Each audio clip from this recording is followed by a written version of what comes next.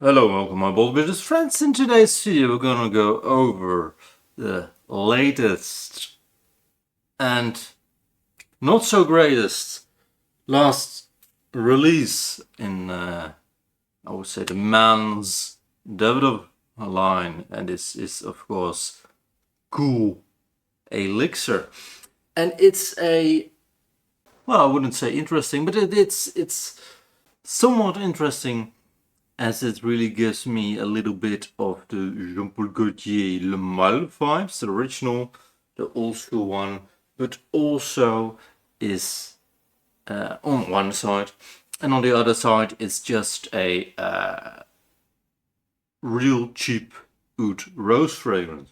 Let's start with the notes, and then I'm gonna talk about these two components really.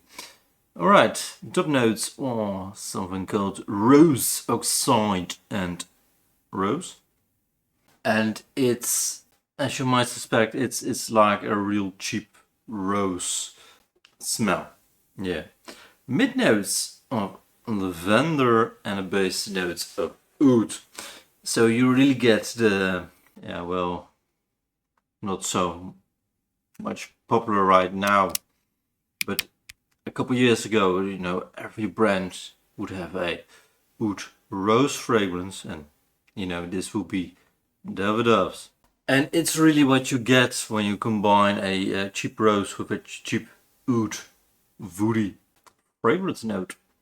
So if you're really into a cheap rose oud, this one could be great for you. However, at the moment it just released, of course, a month ago, a couple of months ago. So this, what is it, 30 milliliter bottle is still like 50 euros, something like that. So on one side you really got the cheap rose oud fragrance, and the other side you really get a very much loud lavender note. So it really, in my mind, it's like ping pong. Like one half of the time it smells like cheap rose oud, and then whoop, it's lavender, and the lavender notes really make me think of Jean-Paul Gaultier Le Mal, the original one. And then it goes back to the cheap rose, and later on, as it dries down more and more, the oud. And I wouldn't say necessarily that it's like a real nice oud. It's not real funky, if you will, like you know, the more niche ouds are. It's just a little bit sweet damp wood, I guess, something like that. And it really doesn't come close like something like Oud Royale. Longevity of this fragrance is pretty good. It's pretty long lasting, I would say around 10 hours, something like that.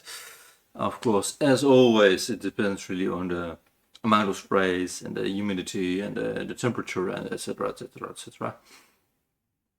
The sillage, however, is not that loud. It's not as loud as I suspected it would be. It's quite moderate. It starts off with, at least in my experience, about 1.5 feet, something like that, for the first hour, and then it dies down until it becomes really a skin scent. And I would say it's a pretty masculine scent, as you would suspect, of course, of in the man's line of Davidoff. Would I recommend this fragrance? As always, you know, I'm always, of course, reviewing from my taste. So I would say, like, try it in store, try it for yourself, or if you're interested, buy a sample or something. I can see myself wearing this one, especially when it becomes a little bit more cold outside. Right now it's like 30 degrees Celsius outside. Inside, I'm afraid it's 5 o'clock in the afternoon, so it's cooling down a little bit, but I'm afraid inside it's still well over 30 degrees Celsius. So it's pretty warm outside and inside. So it really isn't for the warmer climates or just warmer days. It's really a cold weather scent, but it lacks, I would say, the necessary sweetness for really the real cold winter days. So I would say it's like an in-betweener, like a rainy, cold rainy autumn day. I guess that's really where this fragrance would shine. And for that, as a bit of a daily drive and just going to work or whatever, this one could really well work, but don't expect anything really special. Honestly, I smelled and own quite a lot of flankers from the Cool Water line, and I think of all the flankers, of all the fragrances, Dino and the original Cool Water stand out way above all these flankers. So check out those reviews. And this was Cool Elixir by Davidoff. Thank you for watching. Have a nice day. Ciao.